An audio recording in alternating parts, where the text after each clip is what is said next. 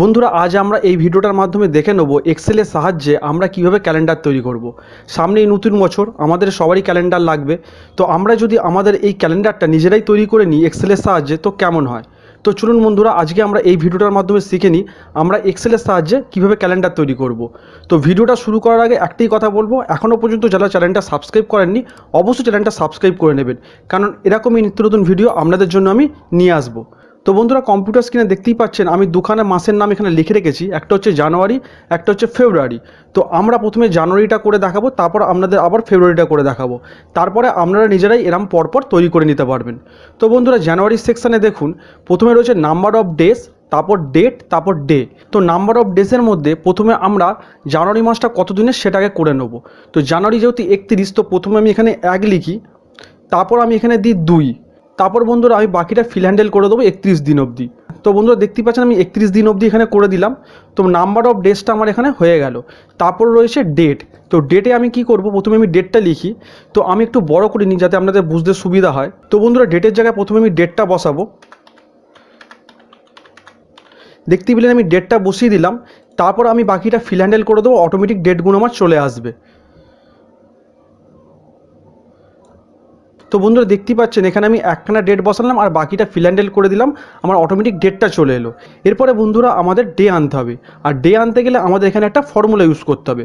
তো প্রথমে আমি এখানে ইজুকাল টুকে কল করব। তো ইজুকাল টু দিলাম, তারপর লিখব টেক্সট।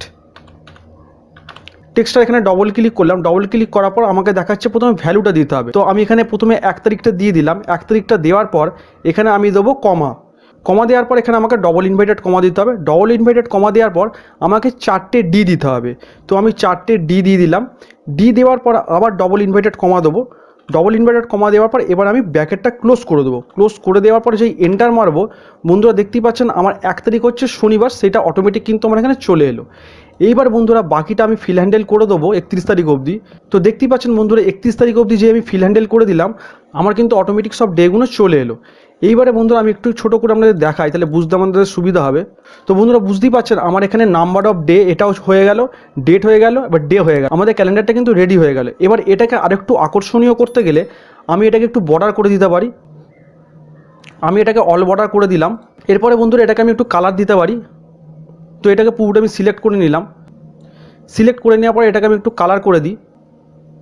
তো আমি ডেটের ঘরটাকে এবার একটু কালার করে দিই, তো দেখতে জিনিসটা আরও সুন্দর হবে। এবার যে ডের ঘরটা আছে, ডের ঘরটাকে আমি কালার করে দিচ্ছি। তো বন্ধুরা দেখতেই পাচ্ছেন আমরা কিন্তু জানুয়ারি মাসের ক্যালেন্ডারটা পুরোটাই রেডি হয়ে গেছে। আর দেখুন এখানে কালারিং করে দেওয়ার পর আমার কিন্তু ক্যালেন্ডারটা দেখতে কিন্তু অনেকটাই আকর্ষণীয় হয়ে গেছে। তো বুঝতেই পাচ্ছেন আমরা কিন্তু এরমভাবে আমাদের প্রয়োজনীয় ক্যালেন্ডার কিন্তু তৈরি করে ফেলতে পারবো। আমি একটু বড় করে আপনাদের দেখিয়ে দিচ্ছি জিনিসটা দেখতে কতটা সুন্দর হয়েছে। তো বন্ধুরা দেখুন আমি বড় করে দেখিয়ে দিলাম আপনাদের। তো দেখুন কালারিং করে দেওয়ার পর দেখতে কিন্তু জিনিসটা অনেকটাই ভালো লাগছে। এরপরে বন্ধুরা ফেব্রুয়ারি মাস যেটা রয়েছে এটাও আপনাদের করে দেখিয়ে দিচ্ছি আমি। তো এটা করে দেখিয়ে দিলে আপনারা আর একটু ভালো করে বুঝতে পারবেন। তো এখানে নাম্বার অফ ডেজ আমি করে দিচ্ছি।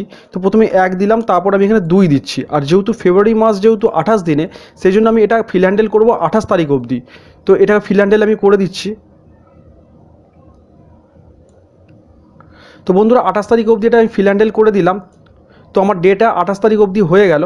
এরপরে বন্ধুরা হচ্ছে ডেটটাকে আমি প্রথমে দিয়ে দিচ্ছি। তো 1 দিয়ে দিলাম, তারপর 2 দিয়ে দিলাম, তারপর 2022 করে দিলাম। 2022 করে দেওয়ার পর এটাকে আবার ফিল হ্যান্ডেল করে দিই আমি 28 তারিখ অবধি। তো 28 তারিখ অবধি আমার কিন্তু ডেটটাও চলে এলো। এরপরে বন্ধুরা ডেটাকে করতে গেলে আমাকে আবার সেই একইভাবে ইজুকাল টু দিতে হবে। তারপর টেক্সট ফর্মুলাকে আমি কল করব। তো টেক্সটটাকে আমি ডবল ক্লিক করলাম, তারপর ভ্যালু দিতে হবে। ভ্যালুটাকে আমি 1 তারিখ ডেটটা করে দিলাম। তারপর আমি এখানে কমা দেবো, তারপর ডবল ইনভাইটেড কমা দেবো। তারপরে বন্ধুরা এখানে আমি লিখবো 4টে ডি। তো 4টে ডি করে দিলাম, তারপর আবার ডবল ইনভাইটেড কমা দিলাম, তারপর ব্র্যাকেটটা ক্লোজ করে এন্টার মেরে দিলাম। তো দেখতেই পাচ্ছেন আমার ফেব্রুয়ারি মাসের কিন্তু 1 তারিখ হচ্ছে মঙ্গলবার। তো খুব সহজেই মঙ্গলবারটা কিন্তু এখানে চলে এলো। এরপরে আমি এটা বাকিটা ধরে ফিল হ্যান্ডেল করে দেবো। তো দেখতেই পাচ্ছেন ফিল হ্যান্ডেল করে দেওয়ার পর অটোমেটিক কিন্তু আমার ডেগুলো চলে এলো। তো এইভাবেই বন্ধুরা আগের মতো আমি যদি কালার করে দিই এটাও দেখতে সুন্দর হয়ে যাবে। তো আপনারাও এইভাবে কিন্তু আপনাদের ক্যালেন্ডার তৈরি করে নিতে পারবেন। আমি দুটো মাস আপনাদের দেখিয়ে দিলাম, জানুয়ারি আর ফেব্রুয়ারি। আপনারা এইভাবে মার্চ থেকে ডিসেম্বর অবধি নিজেরাই করে নিতে পারবেন। তো আশা করি বন্ধুরা আপনারা এই ক্যালেন্ডার তৈরির পদ্ধতিটা পুরোটাই বুঝতে পেরেছেন। যদি কোনো রকম অসুবিধা হয় আমাকে অবশ্যই কমেন্ট করে জানাবেন, আমি আবার দেখিয়ে দেবো। ভিডিওটা ভালো লাগলে অবশ্যই চ্যানেলটা সাবস্ক্রাইব করে দেবেন, আর বন্ধুবান্ধবদের মাঝে ভিডিওটা শেয়ার করতে ভুলবেন না। এটা সবার সঙ্গে শেয়ার করে দিন। ভিডিওটা অবশ্যই এটা লাইক করে দেবেন। দেখা হবে এরকমই কোনো পরবর্তী ভিডিও। ততক্ষণ পর্যন্ত ভালো থাকুন, সুস্থ থাকুন। ধন্যবাদ। আর আশা করব আগামী বছরটাও আপনারা খুব ভালোভাবেই কাটাবেন।